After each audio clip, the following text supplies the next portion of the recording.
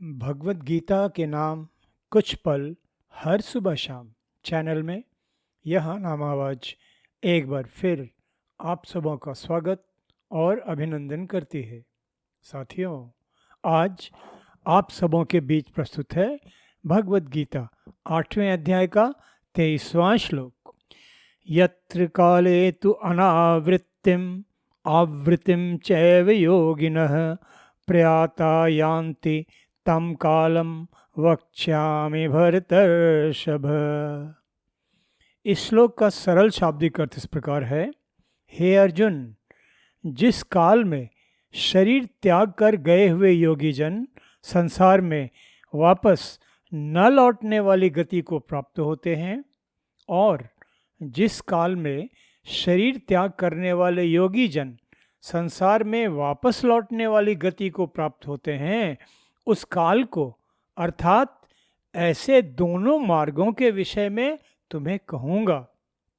साथियों, यहाँ सबसे पहले यह समझ लेना आवश्यक है कि सामान्य तौर पर काल शब्द का अर्थ समय होता है, किंतु इस श्लोक में योगेश्वर श्री कृष्ण ने काल शब्द का प्रयोग मार्ग यानी पाथ के अर्थ में किया है, क्योंकि आगे के श्लोकों में श्री कृष्ण ने इस काल शब्द के बदले गति, श्रुति इत्यादि शब्दों का प्रयोग किया है।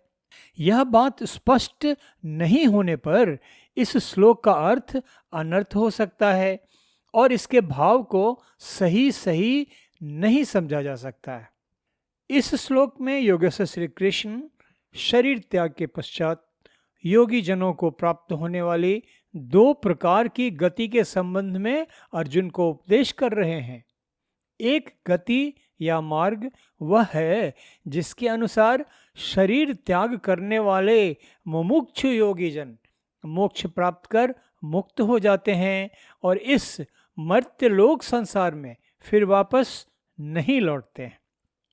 दूसरी गति या मार्ग वह है जिसके अनुसार शरीर त्याग करने वाले योगी जनों को फिर इसी दुखालयम और शाश्वतम संसार में वापस लौटना होता है।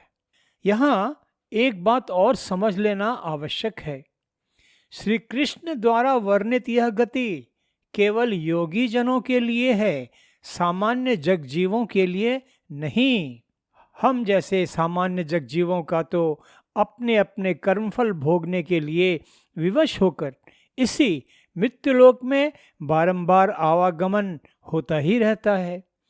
उनकी तो एक यही गति है, तब तक जब तक उनका अज्ञान दूर नहीं होता और वे पूर्ण रूपेण सद्गुरु शरणागति होकर पूर्ण निष्ठा से योग साधना करते हुए प्रतिपल परमात्मा का स्मरण ध्यान करते हुए जीवन के अंतिम क्षणों में भी परम पुरुष परमात्मा का ही ध्यान करते हुए शरीर त्याग कर संसार बंधन से मुक्ति पाने के अधिकारी नहीं हो जाते। साथियों, भगवत गीता के इस श्लोक के अर्थ पर गंभीरता पूर्वक विचार करने से एक और बात स्पष्ट होती है, जिसे भली भांति समझ लेना हम साधारण जगजीवों के परम कल्याण की दृष्टि से लाभकारी होगा। भारतीय समाज में एक मान्यता प्रचलित है कि काशी जैसे पवित्र नगरों में शरीर त्याग करने वाले मनुष्य सहज ही मोक्ष प्राप्त कर संसार बंधन से मुक्त हो जाते हैं, किंतु आज प्रस्तुत श्लोक के संदर्भ में यह मान्यता निश्चित रूप से भ्रांतिपूर्ण ही नजर आती है। भला सांसारिकता में उलझे रहकर सारा जीवन बिताने के बाद जीवन का अंतिम समय काशी में बिताकर मृत्यु होने मात्र से मनुष्य को मोक्ष कैसे प्राप्त हो सकता है? मोक्ष प्राप्ति भला इतनी आसान कैसे हो सकती है? आज प्रस्तुत श्लोक में योगेश्वर श्री कृष्ण तो मुमुक्षु योगी जनों को प्राप्त होने वाली दो प्रकार की गति की बात कर रहे हैं, तो भला हम साधारण संसारी जनों को इतनी आसानी से मुक्ति कैसे प्राप्त हो सकती है कि बस किसी पवित्र नगरी में जाकर हमारी मृत्यु हो? निश्चित रूप से समाज में प्रचलित इस भ्रांतिपूर्ण दुराग्रहपूर्ण मान्यता से मुक्त होकर संसार बंधन से मुक्ति के महत्व को भली भांति समझकर निष्काम कर्म योग मार्ग अपनाकर सात्विक आध्यात्मिक जीवन बिताते हुए जीना सीखना हमारे लिए आवश्यक है। मानव जीवन के महत्व को उजागर करती संत तुलसीदास की वाणी याद कर लेना यहाँ बहुत प्रासंगिक नजर आता है। उन्होंने कहा, बड़े भाग मानुष तन पावा, सुर दुर्लभ सब ग्रंथन गावा। और इस दुर्लभ मानव तन के महत्व को उजागर करते हुए मेरे परम आराध्य ब्रह्मज्ञानी सद्गुरु सदाफल देव जी महाराज ने अपने अतुलनीय सदग्रंथ स्वरवेद में कहा, सब साधन नर देह है, ज्ञान मोक्ष कर द्वार, देव सदाफल सफल कर, जीवन जन्म संहार।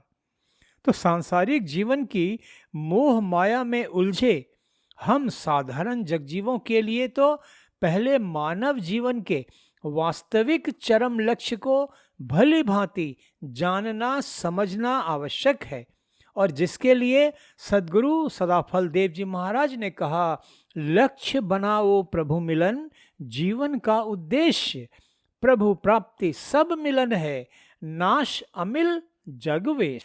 इस दोहे के माध्यम से सद्गुरु सदाफल देव जी महाराज हमें समझाते हैं कि मानव जीवन का एकमात्र उद्देश्य परमपिता परमेश्वर की प्राप्ति है।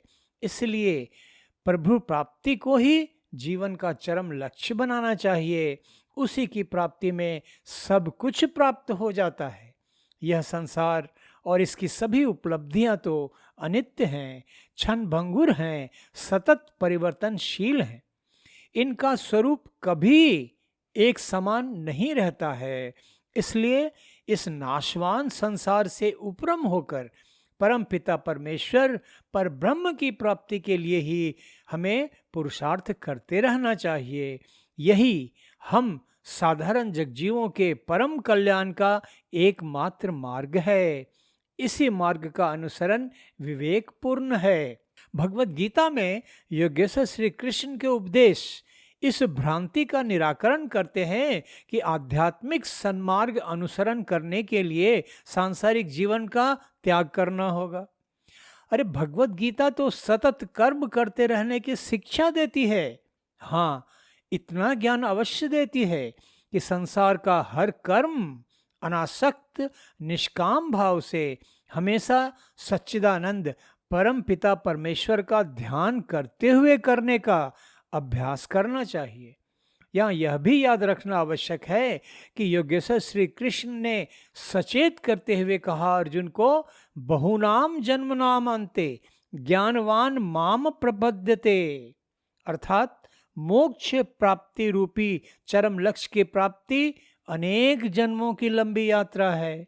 और मेरे परम आराध्य ब्रह्म ज्ञानी सद्गुरुदेव ने भी तो यही कहा, एक जन्म दो जन्म में करत योग अभ्यास, जन्म अनेक उत्थान में जीवन मुक्त पद भास। इसलिए धैर्यपूर्वक सतत अभ्यास की अपरिहार्य आवश्यकता है। साथियों, थोड़ा विषयांतर भले ही हुआ हो, किंतु यह प्रासंगिक है, क्योंकि भगवत गीता का यह श्लोक आजीवन योग साधना के बाद योगी जनों को प्राप्त होने वाली दो प्रकार की गति या मार्ग की बात करता है। एक वह गति जिसमें योगी संसार बंधन से मुक्त हो जाता है, और दूसरी वह गति जिसमें योगी जनों को अपने पुण्य कर्मों का पारलौकिक फल भोगने के बाद फिर इस नश्वर संसार में लौटना होता है। इसलिए आज के श्लोक के प्रसंग में यह समझ लेना हम जगजीवों के लिए आध्यात्मिक रूप से लाभकारी है कि इस दुर्लभ मानव जीवन के चरम लक्ष्य परम पिता परमेश्वर प्राप्ति का मार्ग कठिन, लंबा, दुष्कर भले ही हो, किंतु यही मार्ग श्रेयस्कर है। इसी मार्ग का अनुसरण हमारे लिए परम कल्याणकारी है।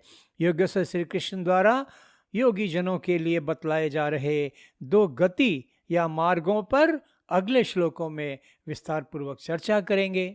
आज बस इतना ही। आप सबों की सुख शांति समृद्धि के लिए अशेष मंगल कामनाओं के साथ धन्यवाद।